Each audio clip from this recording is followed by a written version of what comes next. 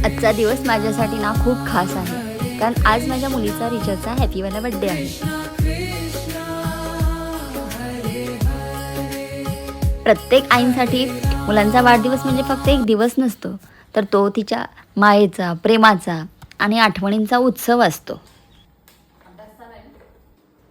वाढदिवस म्हणजे फक्त केक कापणे नाही, तर देवांचे आशीर्वाद, मोठ्यांचे प्रेम आणि आपल्या संस्कृतीचे जतन करण्याचा खूप मोठा उत्सव आहे.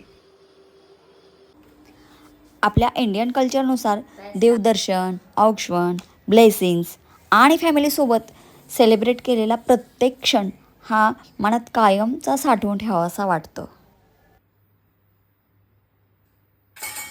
अशीच आपली संस्कृती, आपले संस्कार आणि आपल्या नात्यांची ऊब पुढच्या पिढीपर्यंत कायम पोहोचत राहावं.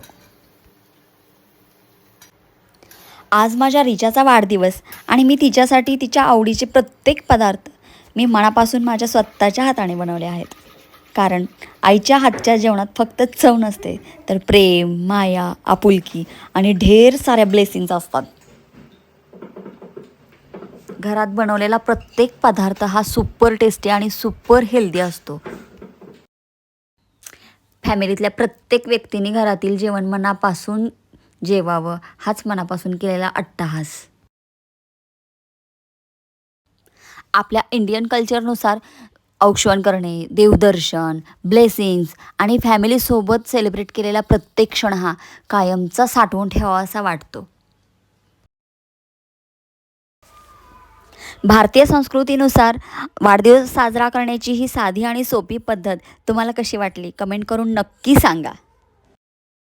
माझ्या रिचाला आयुष्यात नेहमी आनंद, उत्तम आरोग्य, यश आणि भरभरून सुख लाभो हीच देवाकडे मनापासून प्रार्थना. Happy birthday Richu. देवाची कृपा सदैव तुझ्यावरती राहो. औक्षवंत, यशवंत, कीर्तिवंत, गुणवंत, वरदवंत, पुण्यवंत, यशवंत हो.